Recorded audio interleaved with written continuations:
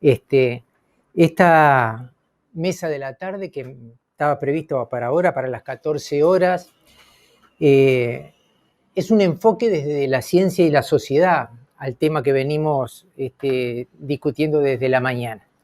Y tenemos también a 3 estrellas en este momento, que son el ingeniero agrónomo doctor Miguel Sierra, que es el presidente del CONICIT, del Consejo Nacional de Innovación, Ciencia y Tecnología, y además es gerente de INIA.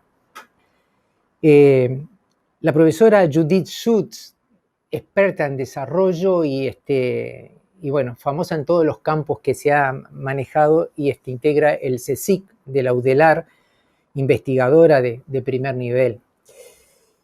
Y al profesor adjunto Gonzalo Moratorio, que trabaja en el Instituto Pasteur por la Universidad de la República, que tengo que corregir públicamente 2 errores que cometí cuando armamos el programa, y es que primero puse profesor agregado, me corrigió que es profesor adjunto, y segundo, de que pusimos como que trabaja solamente en el Instituto Pasteur y es realmente un investigador de fuste para la Universidad de la República.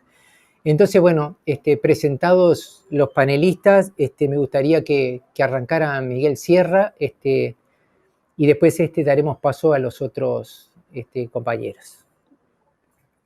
Bueno, Miguel, muchas gracias. Sí, ¿se escucha, Mario? Hola, ¿se escucha? ¿Mario? ¿Se está escuchando, Mario? Ahora sí, Miguel, perfecto.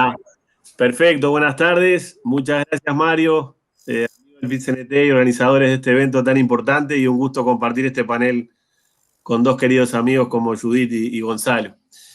A ver, como un primer concepto me parece importante, nosotros estamos trabajando en lo que es una sola salud. Nos parece que esta experiencia del COVID y de ahora en más va a estar pautada por una conciencia cada vez más clara de la interdependencia de la salud humana con la salud animal, vegetal y ambiental. Y entendemos que este paradigma vino para quedarse. En torno a ese paradigma de una sola salud, asociamos como 3 grandes conceptos. Uno son todos los problemas ambientales y el compromiso y el desafío de un país como Uruguay de desarrollar un proceso de transformación sostenible ambientalmente. El segundo concepto es el tema de la desigualdad. Si uno ve el surgimiento de esta pandemia, en el fondo está muy vinculado a problemas nutricionales en algunos sectores de Asia, que llevó a consumir determinados productos de animales salvajes, y de ahí derivó una cantidad de contagios y un proceso que llevó a los que nos llevó ahora. También todos fuimos conscientes en el efecto de la pandemia, cómo eso fue un amplificador y un descortinado de muchas desigualdades que teníamos quizá no tan visibles. Todo el tema de la informalidad, el tema de cómo repercutió de distinta manera en los distintos géneros de la sociedad, con un impacto mayor en las mujeres, en los distintos territorios, cómo aquella consigna quédate en casa en algunos lugares es muy posible y se puede hacer sin ningún problema, y en otras condiciones sociales eso es muy difícil y era causante de muchos problemas y de muchas angustias y de muchas carencias en lo económico. Y la tercera dimensión también es lo geopolítico. Todos tomamos conciencia en esta pandemia de las disputas de los grandes centros de poder, fundamentalmente Estados Unidos y China, pero también vimos que empezó a jugar Europa, y el desafío que nos queda como América Latina de que la próxima nos agarre de forma más coordinada y no tan fragmentada. En relación a la experiencia en Uruguay y toda la experiencia que hemos visto, el rol protagónico de la UDELAR, el Pasteur y otros actores, me parece reivindicar ahí la necesidad de generar capacidades de investigación y desarrollo en el país como una apuesta de mediano y largo plazo. Ahora que estamos discutiendo presupuestos y a veces hay visiones de corto plazo que no ven que estas inversiones son de alto retorno social y llevan tiempo consolidarse. Estos grupos que ahora vemos que están en primera línea de fuego, de Gonzalo Moratorio, etcétera, y otros colegas, vienen de la época de Juan Cristina, de la UDELAR, etcétera. Son desarrollo a veces de equipos de 20 y más años que llevan todo un proceso de consolidación en lo humano, en el equipamiento, en el tejido de relaciones internacionales. Eso lleva su tiempo y como sociedad tenemos que ser pacientes y los buenos frutos vienen después de que esos procesos maduran y que no se aborten en etapas tempranas. Como país tenemos, así como tenemos buenas, tenemos de las otras y hay experiencia de circuitos innovadores virtuosos como se ha dado en el COVID, con un relacionamiento muy estrecho entre la academia, las políticas públicas, las empresas y la sociedad civil. Y tenemos algún caso no tan positivo como ha sido el caso de la aftosa, que quizá Judith haga mención, pero bueno, el país ha tenido experiencia en torno a otros temas de salud animal, vacunas, etcétera, que no ha sido, o debiéramos ponerle la lupa también, para sacar lecciones aprendidas a futuro de cómo consolidar las políticas de ciencia, tecnología e innovación en clave de soberanía y de tener soluciones a medida. También lo último, bueno, la necesidad de tener abordajes holísticos, a la movida del GACH, que nos pareció muy importante, que sentó el precedente de que las políticas de ahora en más tengan base en evidencia científica. También vimos que por la propia dinámica en un comienzo quizás estuvo muy centrada en lo virológico, en lo molecular, en lo matemático, y ahora se está incorporando fuertemente la dimensión socioeconómica. Hay una iniciativa muy buena de la Academia de Ciencias del Uruguay, que ahora está coordinando Luis Bértola, y estamos acompañando desde CONICIT y desde Naciones Unidas, la RICEP, la red de iniciativas de investigación social para enfrentar las secuelas de la pandemia. Por tanto, eso también es un aprendizaje de que requerimos abordajes holísticos e integrales. Hay múltiples ciencias y todas son de alta calidad y todas son necesarias. Sociólogos, politólogos, antropólogos, por supuesto virólogos, matemáticos. Tenemos que integrar todas las capacidades científicas del país. Y bueno, ver también esto como una oportunidad. Puede ser una oportunidad también de activar una agenda transformadora del país en estas claves que decíamos hoy, de sostenibilidad, de inclusión y de una incorporación de la ciencia, la tecnología y la innovación con un protagonismo más importante, con humildad, siendo conscientes que se requieren otros saberes, articular otros actores, pero la ciencia, la tecnología y la innovación tienen un papel fundamental a cumplir y creo que se ha demostrado que hay capacidades en el país para responder a los problemas que tenemos y a los que se nos vienen. Yo quedaría por ahí, Mario, y quedo a las órdenes para el intercambio.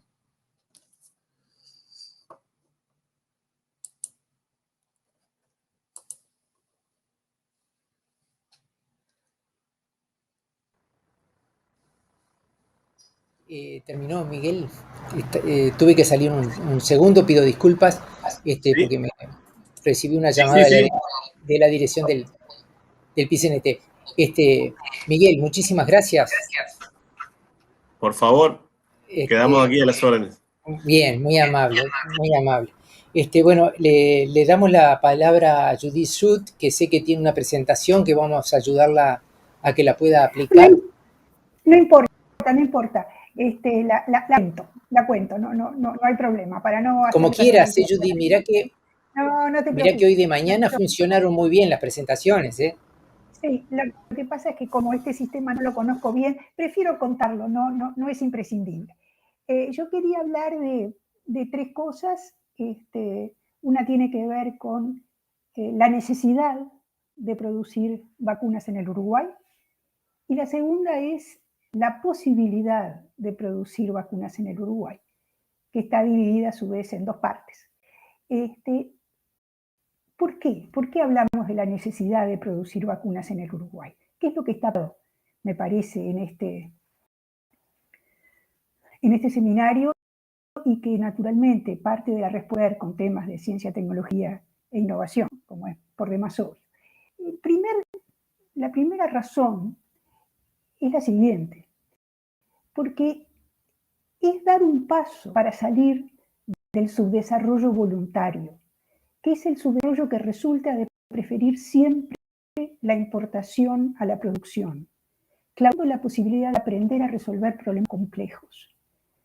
Toda oportunidad de generar producción exigente en términos de conocimiento es una ventana que se abre al desarrollo.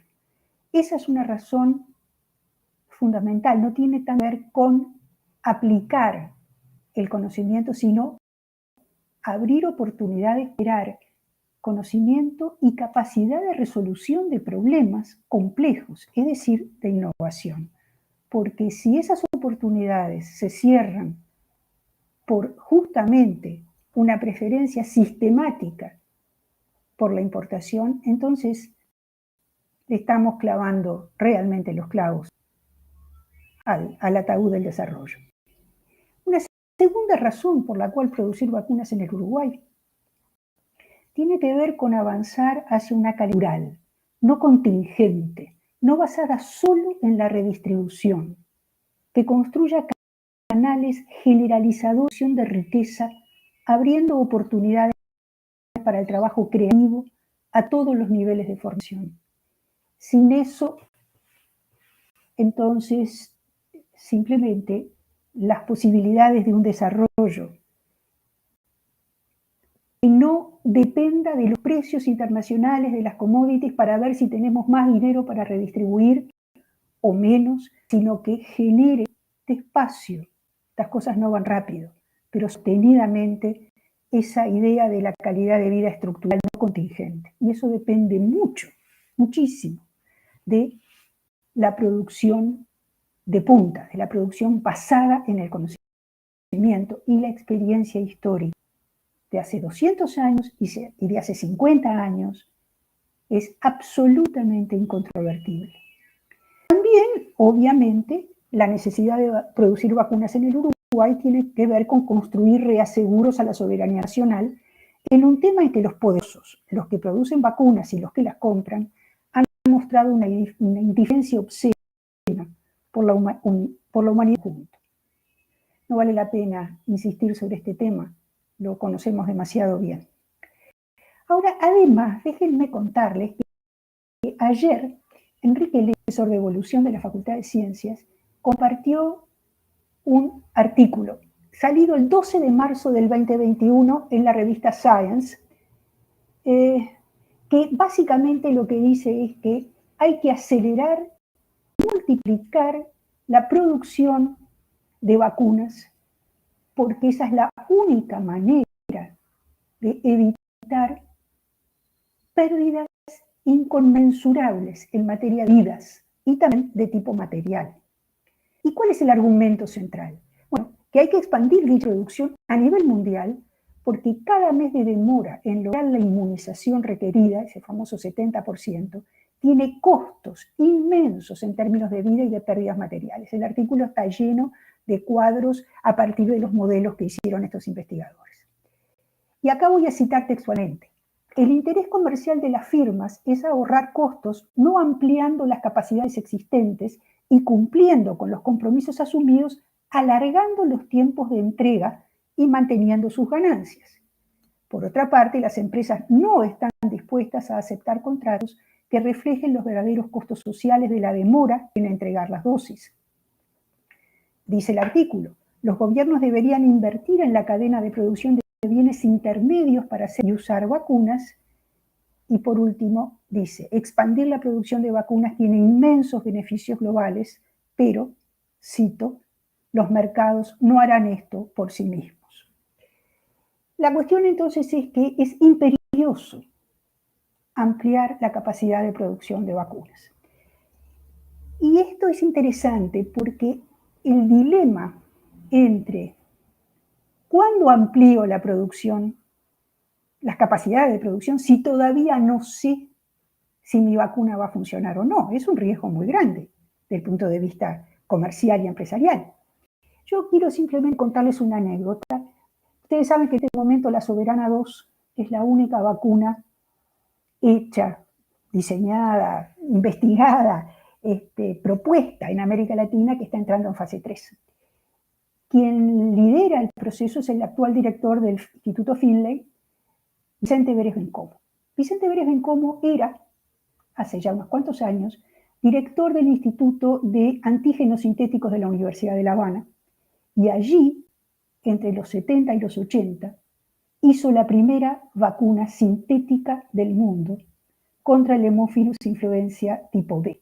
Al que le interese, en la propia revista Science, que acabo de citar, del año 2004, hay un artículo que se llama en inglés A Sweet Victory for Cuban Science, una dulce victoria para la ciencia cubana, que describe el proceso por el cual se hizo esa vacuna. La anécdota que viene de varias entrevistas que tuve el privilegio de tener con Vicente Bencomo, es que en determinado momento Vicente dijo, miren, el asunto es así, yo creo que esta vacuna funciona, la puedo poner a punto en unos meses, pero el problema es que si no tenemos capacidad de producción vamos a tener que esperar mucho tiempo más. Y entonces la pregunta fue, porque la inversión no es menor, ¿le tenés fe? La respuesta fue sí. Las facilidades de producción se construyeron y la vacuna se pudo empezar a producir de manera prácticamente inmediata. Esto es una anécdota real. Me parece que importa tenerla en cuenta. Y por supuesto tiene muchísimo que ver con la ciencia, con ciencia de punta, de primera división. Ahora bien, hablamos un poco de la necesidad de producir vacunas en el Uruguay. La otra cosa es, ¿hay posibilidad de producir vacunas en el Uruguay? Primera condición de posibilidad, tener capacidades de conocimiento y formación académica y técnica. Yo creo que es indiscutible a esta altura del partido, lo sabe no solamente nosotros los académicos, lo sabe todo el Uruguay. Esas capacidades las tenemos. Se necesita también capacidades para la política. Esto exige visión de largo plazo y fuerza para hacerla prevalecer. Siempre van a haber urgencias, siempre. El punto es, ¿vamos a matar la gallina de los huevos de oro?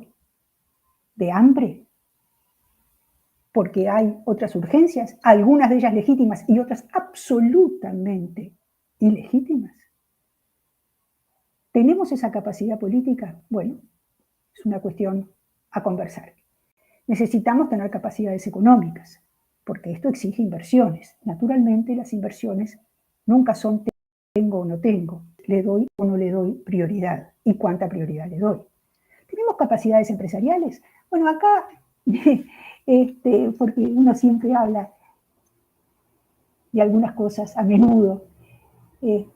Miguel Sierra decía, capaz que yo hablaba de lactosa. Bueno, simplemente por si hay alguno de ustedes que no lo sabe, en este país se produjo vacuna contra lactosa, manipulando virus vivo, en un laboratorio que el laboratorio de alto riesgo de Madrid calificó como uno de los 3 absolutamente seguros en materia de bioseguridad del Cono Sur. Uno extranjero en San Pablo, otro extranjero en Buenos Aires, el tercero nacional en aquel entonces, Santa Elena, en Montevideo. Yo creo que sí. Creo que es indiscutible que tenemos capacidades empresariales, porque tenemos empresas de punta, porque tenemos sistema empresarial. El punto es el que viene, un problema de coordinación y de cooperación entre actores, entre la academia, la formación profesional, entre el empresariado, entre la política. Bueno, yo diría que, en todo caso, no tener capacidades no es una condición que impida la posibilidad. Pero hay una segunda condición de posibilidad, que es creer que se puede. Uruguay ha tenido maracanás técnico-productivos y empresariales.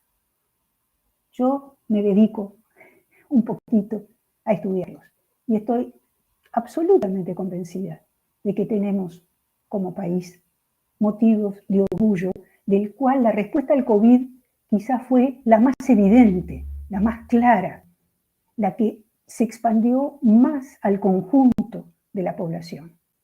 Pero incluso algunas escondidas, de las cuales hoy casi nadie habla, fueron verdaderos maracanás técnico-productivos y empresariales. No creer que somos capaces no deriva de un realista sentido común, sino de posturas ideológicas por las que lo que viene de afuera es mejor, casi por definición. Un nivel de ceguera, de cortoplacismo, y yo diría casi de traición a la patria. El Uruguay, su gente y su futuro se merecen explorar seriamente hasta dónde dan sus capacidades y cómo construir las que faltan para avanzar a través de la producción de vacunas en esta pandemia, hacia un nuevo y mejor desarrollo. Muchas gracias.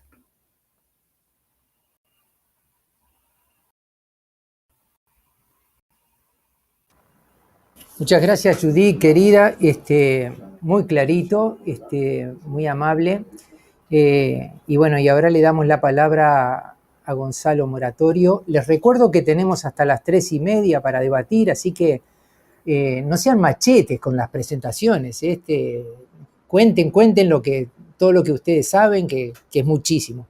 Así que bueno, Gonzalo, querido, no sé si escuchaste que traté de corregir el error que puse en el programa. Profesor adjunto de la Universidad de la República, UDELAR, que trabaja en el Instituto Pasteur, investigador destacado en los últimos tiempos y sobre todo pensando en tu juventud. Es un gusto tenerte acá también, igual que a los otros colegas. Así que adelante, Gonzalo, gracias por estar.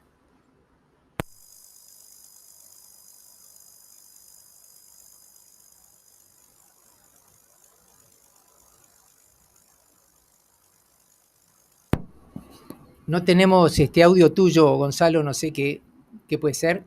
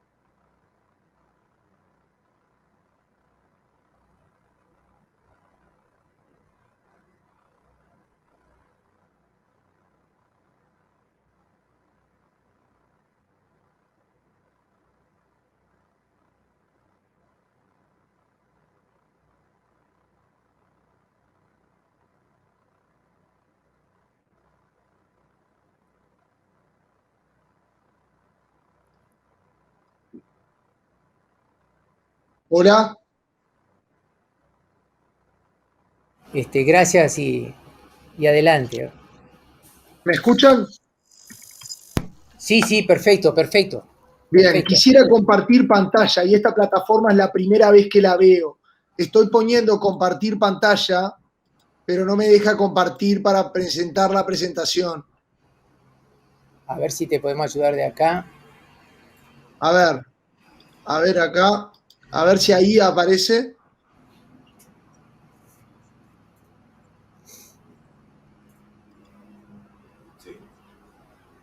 Sí. ¿Me escuchan ahora?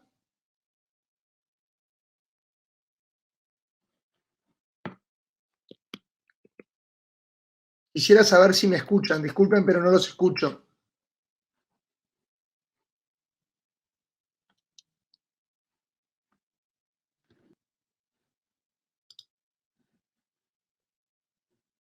Ok, voy a compartir y me escuchan ahora. ¿Estamos de acuerdo? De acuerdo. Arriba.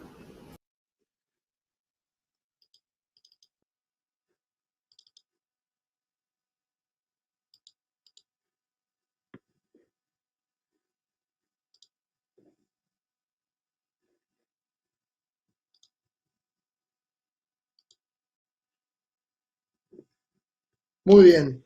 Bueno, entonces, con respecto a lo que es, primero agradecer mucho la invitación y cuando pensamos el enfoque desde la ciencia y la sociedad, me gusta al menos poner ejemplos de los cuales hemos trabajado nosotros particularmente y destacar que son unos pocos ejemplos de todo lo que hizo el sistema académico nacional para contribuir durante esta pandemia. Es para eso que una foto del pasado reciente muestra al Uruguay durante la mayoría del 2020 en una situación prácticamente de gran satisfacción y de beneficio en cuanto a lo que fue esta pandemia. En el momento que Sudamérica se convertía en el nuevo epicentro de la pandemia, Uruguay estuvo durante la mayoría del año de la misma con el más bajo número de infecciones y muertes en relación a su población total. Esto fue debido a una serie de medidas que principalmente se tomaron en marzo y abril, pero me gustaría destacar los iconos verdes, los cuales fueron las contribuciones, al menos, en las que participé desde lo que fue el desarrollo de endémicos para poder testear por biología molecular al virus, el terminar de convencer que las instituciones académicas deberían redirigir todo su potencial y convertirse, si era necesario, en centros diagnósticos, y el tercero, y el que más orgullo me da, que fue el de participar y ser parte de lo que se generó como una red pública de laboratorios diagnósticos. Recordar que en estos momentos la guerra comercial que existe hoy por las vacunas existía por la capacidad de testeo. Esta red pública de laboratorios diagnósticos que implementó el desarrollo del test nacional y permitió al Uruguay poder realizar la estrategia de testear, trazar contactos y aislarlos de forma muy rápida, de manera de contener la dispersión o propagación del virus. Para eso se desarrolló un kit a través de todas estas instituciones y con la siguiente financiación, pero y de forma importante estos laboratorios se situaron en el Hospital Maciel, el Hospital Pasteur, Instituto Nacional de Cáncer, Hospital de Clínicas, Instituto Pasteur, y luego en el interior del país, en la universidad, en el CENUR del Litoral Norte, en Salto, en Tacuarembó, Iña, y en el Centro Universitario del Regional Este, en Rocha, El Cure. Todo esto permitió además un componente estratégico que fue el de testear y monitorear la inminente amenaza otorgada por hoy país con segunda mayor cantidad de muertos y tercero en número de contagios, que es Brasil. Esto nos llevó a realizar test semanales de manera realmente muy satisfactoria e incrementar la capacidad de testeo en tiempo récord. Lo cual, además, en estos momentos, por agosto del año pasado, el 40% de estos test fueron realizados en la red pública, fueron realizados gracias a la inversión pública, fueron realizados gracias a la democratización de la ciencia, disculpen, y al poder esparcir todo esto que hicimos.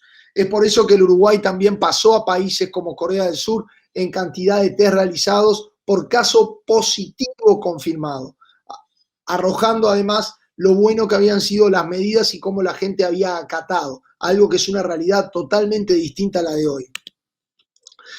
¿Qué más se viene haciendo para impactar en la sociedad desde el punto de vista científico, o al menos qué más venimos haciendo para dar algunos ejemplos en concreto?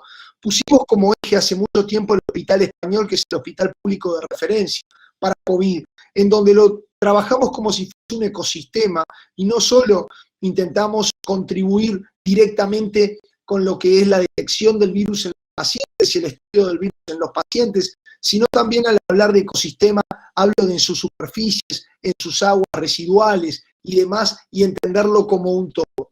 Es por eso que nuestro enfoque se focalizó en intentar otorgarle herramientas a los médicos y trabajadores de la salud no médicos ahí para poder entender dónde había que limpiar mejor, dónde había capacidades también o posibilidades de infección mayor mediante el trazado o la detección del virus en superficies, el entender cuánta diferencia había en los hisopados comunes con respecto a la carga viral presente en saliva, lo que fue el estudio de muchos pacientes críticos en donde le dábamos en tiempo real a los intensivistas del Español información de carga viral antes y luego de ser tratados con plasma de personas recuperadas para de alguna manera determinar si más volúmenes de plasma eran necesarios ya que la carga viral no bajaba y cómo evolucionaban estos pacientes, inclusive trabajando de cerca con un niño de 5 años al cual se le tuvo que impartir esta terapia. También, lamentablemente, en el laboratorio hemos cambiado nuestras muestras de hisopados por autopsias, por muestras que son trozos de tejidos, y esto nos permite entender qué pasa a nivel de la patogénesis y del virus en diferentes órganos. Por último, a través de un consorcio y también antes, el monitoreo de las variantes. Y con esto también quiero hacer énfasis y resaltar tanto lo que dijo Miguel como Judith en la impetuosa necesidad de acelerar, y no solo acelerar, sino ayudar todo lo que sean los procesos de vacunación, dada lo que representa la variante brasilera, que ha hecho estragos en departamentos limítrofes con el Uruguay, dada su alta capacidad de transmisión, así como también su mayor posibilidad de ocasionar reinfecciones.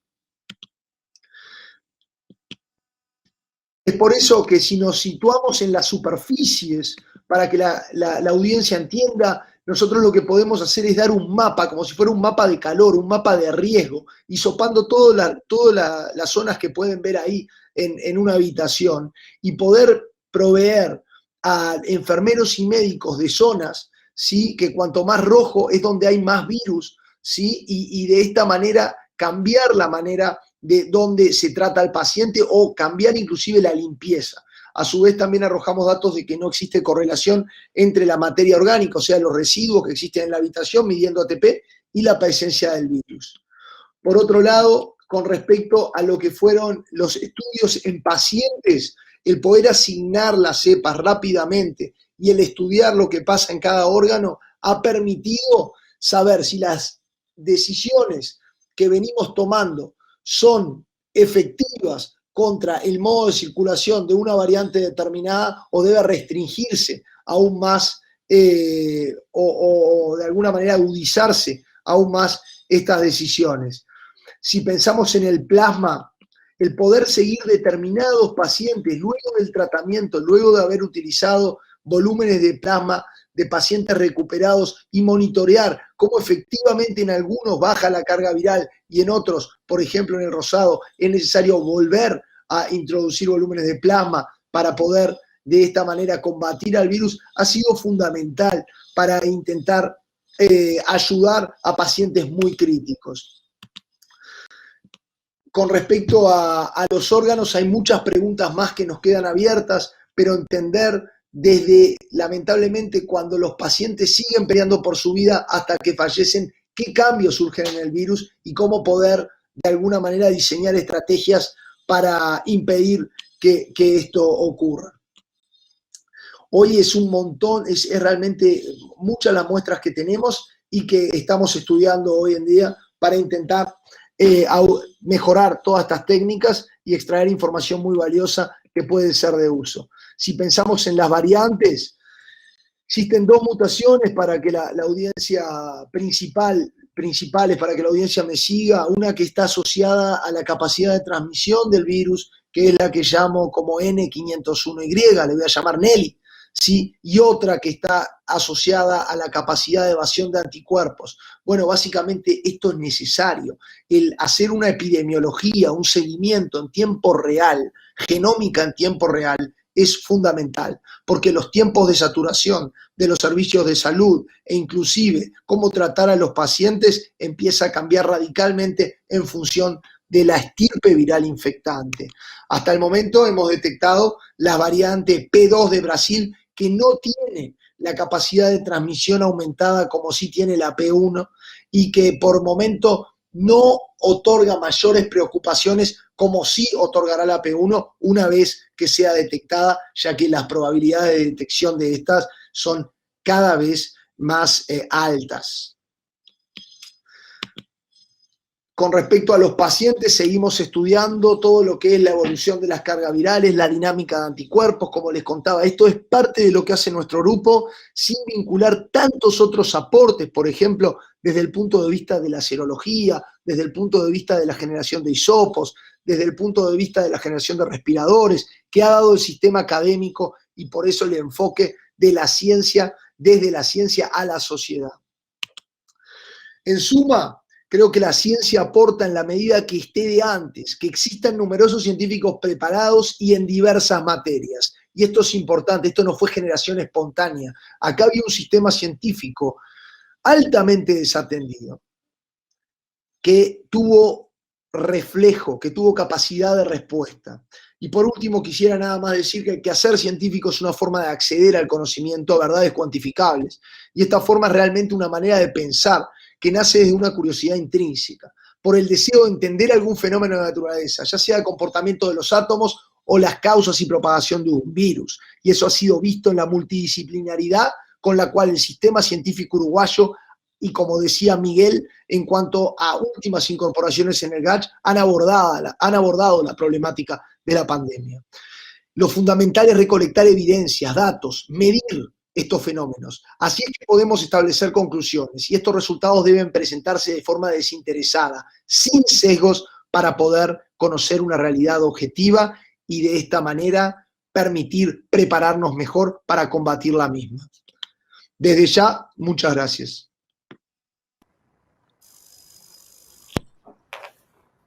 Gonzalo, querido, muchísimas gracias. Muy claro, muy claro. Bueno, les había dicho de que hasta 3:30 tenemos para conversar y yo quisiera hacer algunas preguntas que vienen al caso. Quisiera preguntarle a Miguel Sierra,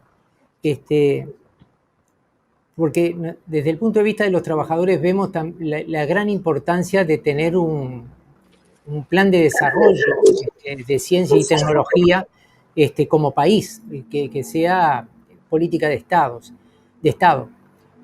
Miguel, ¿qué nos podés decir en qué estado está el PENTI? Y ¿qué es el PENTI para los que no saben? Y qué perspectivas podemos esperar de futuro en esto. Bueno, muy bien, Mario. El PENTI es el Plan Estratégico Nacional de Ciencia, Tecnología e Innovación.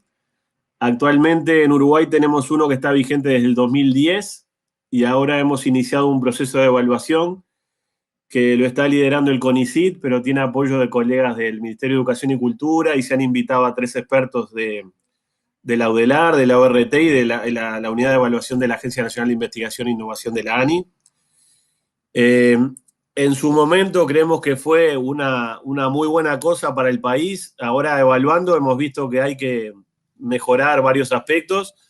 Uno central es el que tú dices, que las lecciones aprendidas en América Latina recomiendan que los planes de ciencia, tecnología e innovación vayan asociados a los planes de desarrollo. Lo que pasa es que lamentablemente no siempre tenemos planes de desarrollo integrales en nuestros países. Entonces, definimos planes de ciencia, tecnología e innovación y luego tenemos que ver cómo dialogan con el plan de ganadería, el plan de industria, el plan de energía, el plan de salud. No hemos tenido hasta ahora una planificación de un desarrollo integral y ahí incorporar la ciencia, la tecnología y la innovación, que es realmente donde algunos expertos erigidos, algunos expertos han analizado las condiciones en América Latina. Realmente uno pega el salto cuando el desarrollo se apoya en la ciencia y no seguimos hablando de apoyar a la ciencia. O sea, incorporamos la dimensión de la ciencia en todos los campos, la vivienda, la salud, el agro, el medio ambiente. No es como un campo aparte, sino que lo tenemos que integrar y ese es el desafío que vamos a tener para el próximo plan estratégico. Tenemos la experiencia del COVID que se ha visto lo importante que es definir desafíos,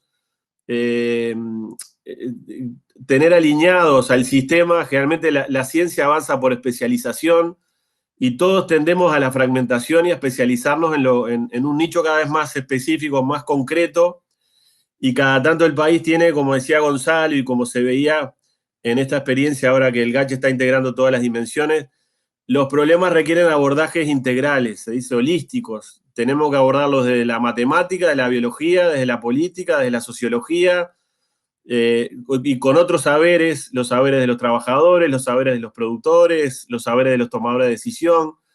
Tenemos que en torno a los grandes desafíos alinear las mejores capacidades que el país tiene. No podemos abordar 50 cosas. Si en un plan todo es prioritario, nada es prioritario. Un plan fundamentalmente es para decir a qué cosas le digo que no y a dónde pongo las fichas del país. Acá claramente hay un área donde hay que priorizar todo lo que hay en el entorno de la salud humana, salud animal, salud vegetal, salud ambiental. Creemos que hay un polo que el Uruguay tiene capacidades y puede ser uno de los nucleadores y generadores de desafíos para llegar a las soluciones tecnológicas más complejas posibles, como decía Judith y como bien decía Gonzalo.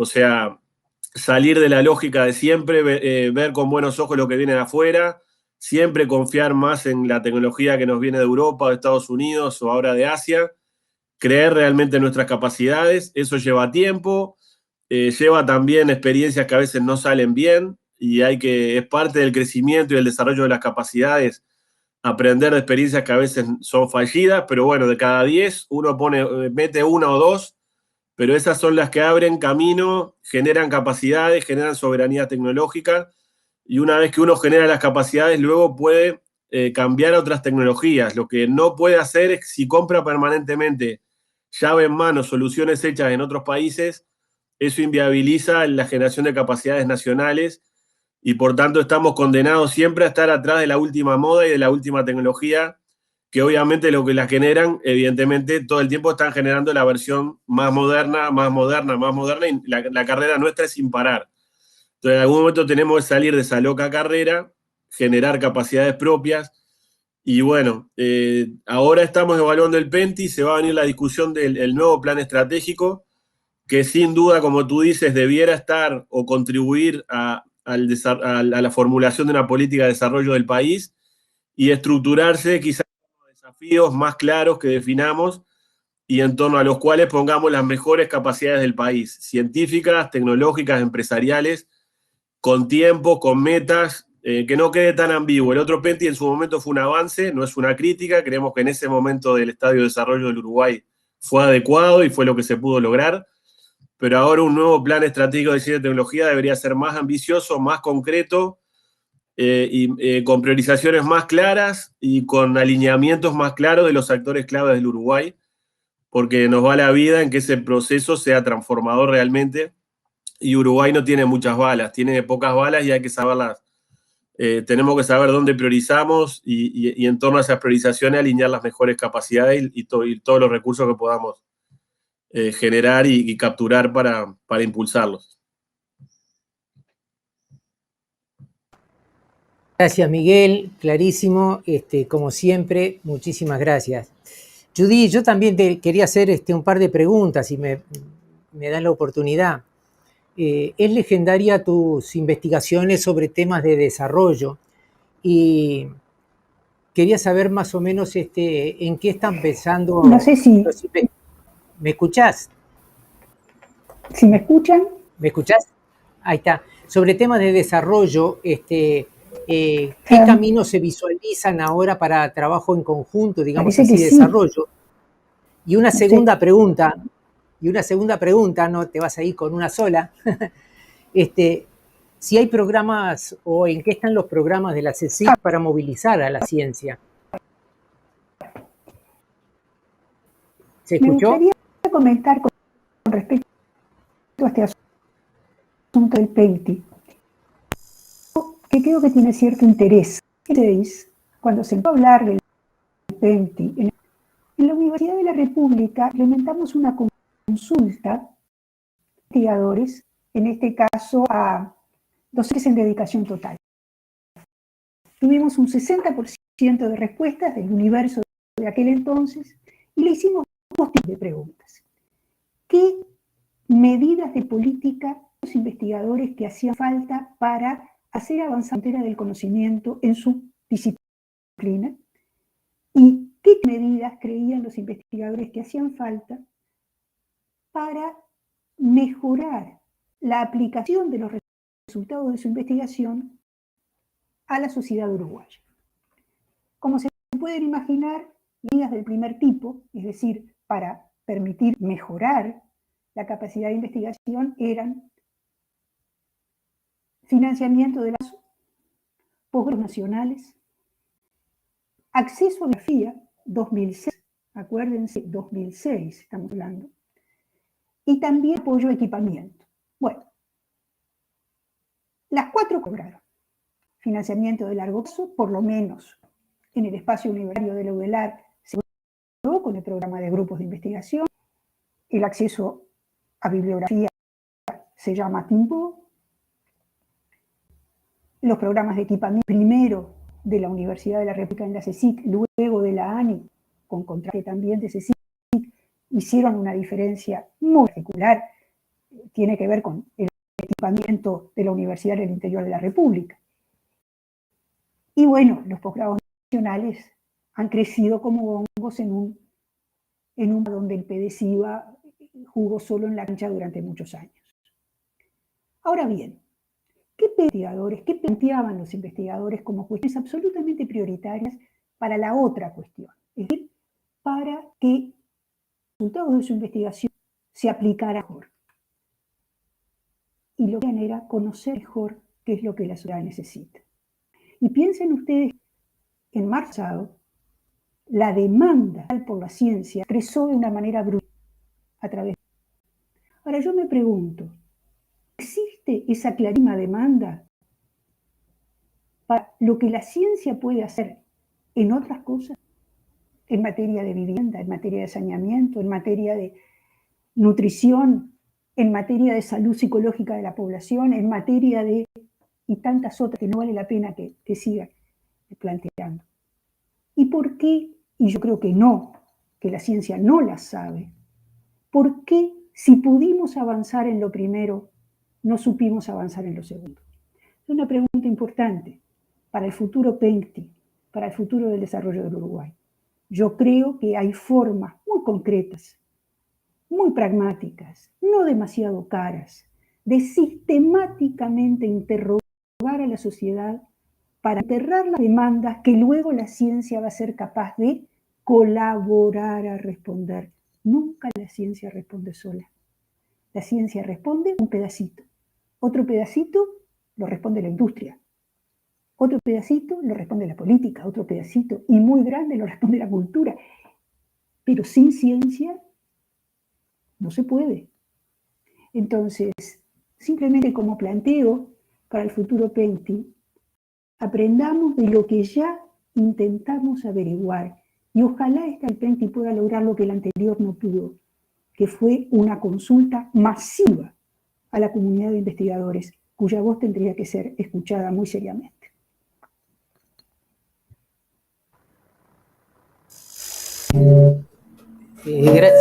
Gracias Judy. Te había preguntado también sobre los programas de CSIC para movilizar a la ciencia, si nos podés decir algo.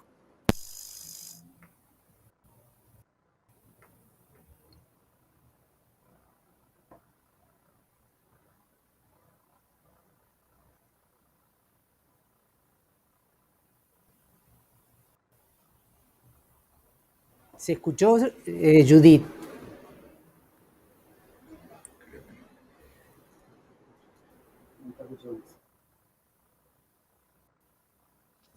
Judith, ¿me escuchás? Sí. Hola, Judith. Bueno, quería hacerle otra pregunta a Judith, pero quedará para dentro de un ratito. Gonzalo, una inquietud que creo que es de toda la población. Todos te vimos. ¿Estás escuchando, Gonzalo? ¿Somos nosotros? No está conectado.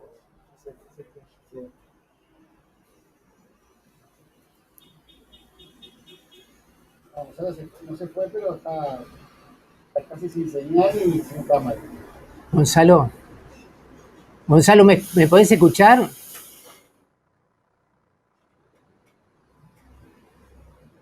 ¿Alguno de los tres me escucha?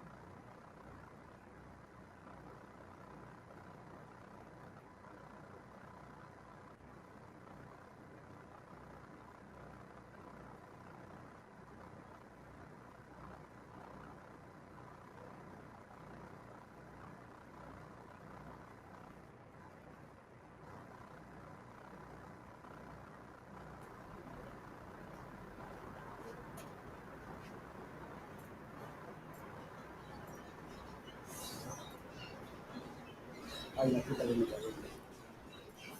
Hola, hola. ¿Me escuchan? Judith, ¿me escuchás? Ahorita apareció Gonzalo. Gonzalo, ¿me escuchás? Pero te escucho todo el tiempo, pero el sistema, la plataforma esta se congela y automáticamente veo que es un problema de la plataforma, porque si a Judith le pasa lo mismo, también capaz que es del internet, pero adelante, pregúntame a ver hasta cuándo nos mantiene online esto. Dale, dale. Aprovecho que ahora estamos conectados. Gonzalo, nosotros te vimos persistentemente estar luchando por una causa que es muy noble y es el defender los recursos para la investigación acá en el Uruguay. Te hemos escuchado decir de que se necesitaría mucho más para investigación, pero bueno, comprendiendo el momento crítico que se está viviendo, que por lo menos que no se haga recortes. ¿Qué podés decir sobre esto en el marco en que estamos encarando esta conferencia, este seminario, respecto a la generación de empleo, que sea empleo de calidad, recursos para la investigación, soberanía en temas sanitarios? ¿Cómo lo enmarcarías en este contexto?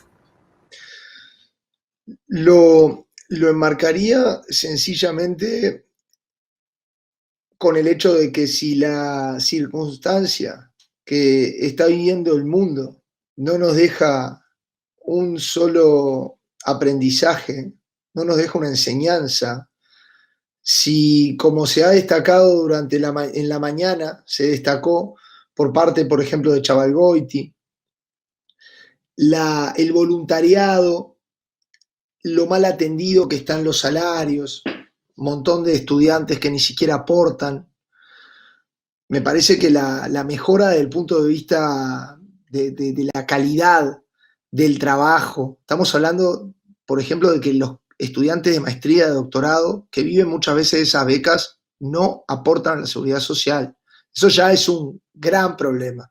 Ya no existen muy pocos países en el mundo que tienen un sistema de becas y no aportan a la seguridad social. Pero por otro lado, se entiende el contexto, por otro lado, se entiende la situación, pero no podemos a un sector del país en donde no se llega ni siquiera al 0,4% del Producto Bruto Interno de inversión, y nuestros vecinos, porque no me estoy comparando con los Estados Unidos, ni con Europa, ni con algunos países asiáticos, nuestros vecinos en Latinoamérica tienen un promedio de arriba del 0,6, 0,7% del PBI, otra de las grandes cruzadas que muchísimo Exigente. y lleva años encabezando, por ejemplo, el primer disertante, un amigo, Miguel Sierra, es totalmente incoherente, no estoy para nada de acuerdo con una afectación a un sistema tan poco protegido y tan poco impulsado. Así que espero, como se dijo en los últimos avisos por parte del Ministerio de Educación y Ciencia, que nuevos avisos tengan lugar para recuperar el recorte, ya que todavía no se ha recuperado. Y esperamos también poder proyectarnos, porque como decía Judith, en cuanto a la capacidad de producción de vacunas, siempre vamos a estar en una crisis, pero el poder tener un claro control de la gestión en que realmente esta inversión en ciencia y tecnología no se está pidiendo fondos así nomás.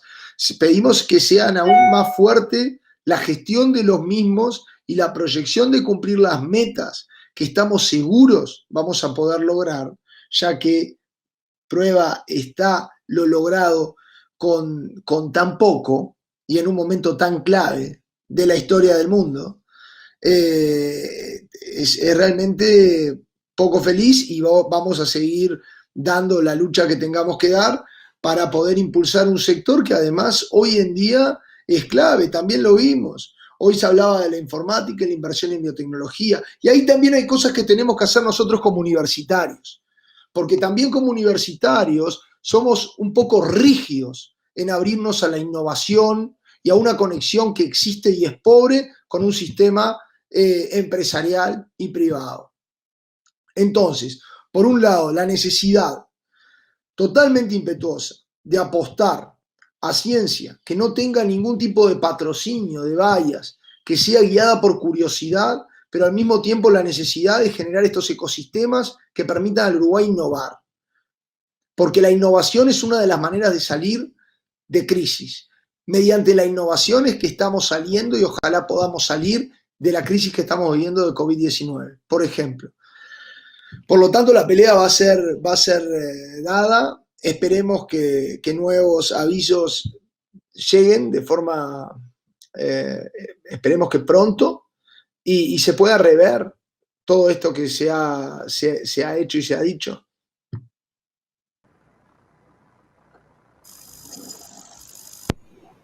Excelente, Gonzalo, excelente. Nos deja pensando en muchísimas cosas,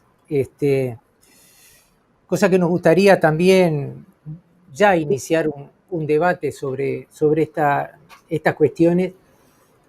Hace un ratito estuvo acá a saludarnos Gambera, que es el representante de los trabajadores bancarios en el secretariado del PICNT, y hablamos de que todos tenemos una mentalidad como de compartimentos, y empezando por casa lo hablo. Los sindicatos nos ocupamos de los problemas de cada sindicato. Yo provengo del sindicato del medicamento y nos ocupábamos del tema del trabajador del medicamento. Licencia, despido, categoría, salario, salud laboral, la consideración de la mujer bueno, que está perfecto y hay que hacerlo. Pero tenemos que también aprender a romper límites y barreras, digamos así, que nos encorsetan nos encasillan en una cuestión. Mi pregunta es, ¿no es momento en que todos nos abramos, porque las soluciones son globales o no son? Nosotros pensamos como trabajadores, y para eso estamos tratando de hacer el esfuerzo en los ámbitos que nos estamos moviendo, de que la salida, tanto la sanitaria, superando esta crisis producida por el virus del coronavirus, como la salida en lo social, en lo político, en lo cultural, en lo económico, tienen que salir por interrelación y por trabajo cruzados y de mucha gente. Nosotros tenemos el convencimiento de que la mejor calidad de vida para el trabajador y su familia, o sea, para la población en general, pasa por la incorporación de conocimiento, ciencia, tecnología e innovación a las cosas que ya hacemos, y no pasa por aumentar la explotación del trabajador, o sea, aumentándole las horas de trabajo, la carga de trabajo, volviendo al esclavismo como en algunos lugares se ha hecho. Creo que estamos coincidiendo por las presentaciones que vimos en que la necesidad de ir vinculándonos más estrechamente todavía. Tú mencionabas algo, Gonzalo, de que para nosotros es cuestión de principios, y es primero que nada considerar y que se considere socialmente que los investigadores son trabajadores también, y que muchos de los trabajadores de la investigación están en condiciones de precariedad. Hay muchos que no tienen leyes sociales que los amparen, no tienen un seguro de paro, no tienen un seguro de enfermedad, jubilación, etcétera, etcétera, y no tienen certezas de seguir trabajando una vez que pierdan las becas o se gasten las becas o lo que hayan conseguido para su investigación. Entonces, el problema de los investigadores es problema de toda la sociedad también, y en la medida en que le vaya bien a la ciencia y a la tecnología, pensamos de que nos va a ir bien a los trabajadores. No sé si estamos coincidiendo. Totalmente, totalmente. La coincidencia es plena. claramente la manera de impactar en la calidad de vida de todos es aportando soluciones, aportando innovaciones, y así es como podemos generar menos esfuerzo literal, físico, humano, podemos mejorar procesos, podemos vivir en un mundo menos contaminado, más sustentable. Al final del día mejoramos de forma directa, impactamos de forma directa en la calidad de los trabajadores si pensamos, si invertimos, si aplicamos ciencia en todos los procesos que hacen a la vida de un trabajador. Así que el alineamiento es total. Miguel, Judith, ¿alguna cosa sobre esto?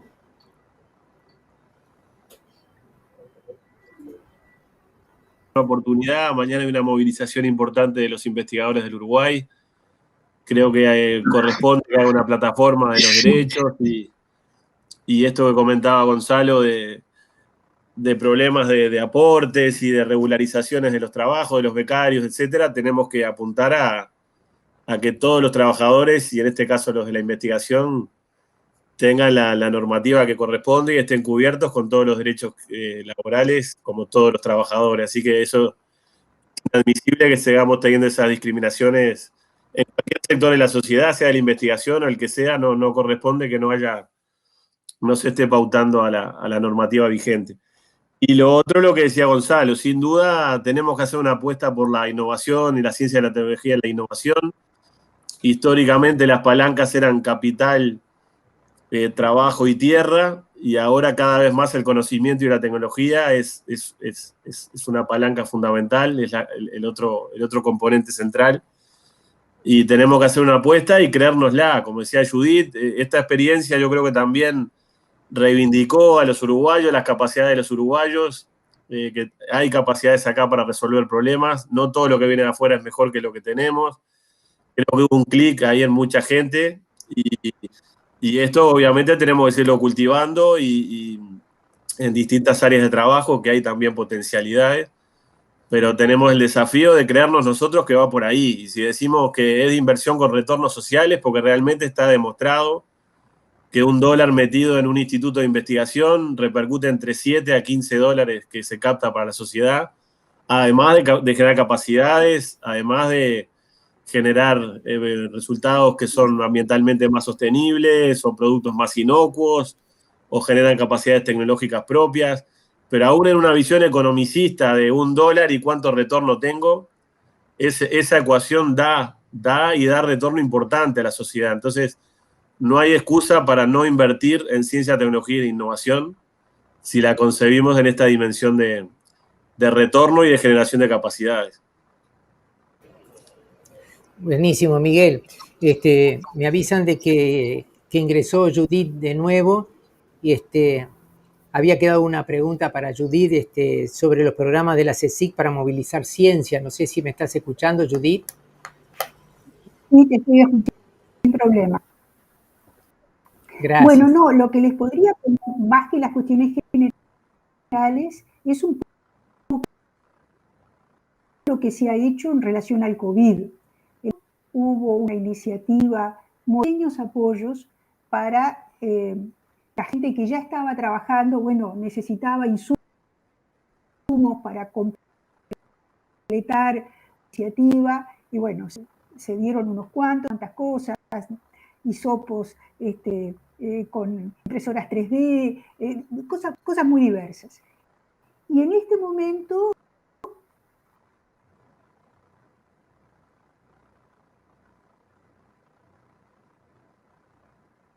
estamos haciendo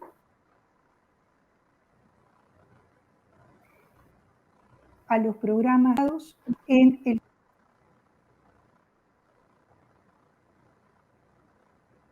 tenemos 5 grandes líneas, cada uno con sus líneas, que tienen que ver con educación, el tema de la nutrición de pandemia, la cuestión de la psicología, las acciones psicológicas generadas por la pandemia y cómo se la violencia contra el mejor uso de los datos, Todos estos son proyectos de investigación orientados a colaborar a la construcción de soluciones para... Yo no sé si llamarles de la pospandemia, porque me pregunto, todavía me parece un poco optimista el asunto, pero bueno, porque lo dijeron todos. Tenemos el tema virológico, tenemos el tema de la enfermedad y tenemos el tema de la vacuna como absolutamente prioritarios.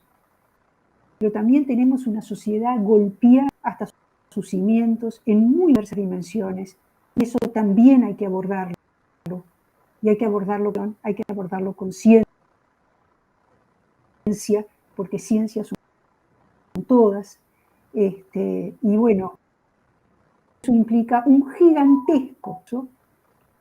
Y lo estamos haciendo.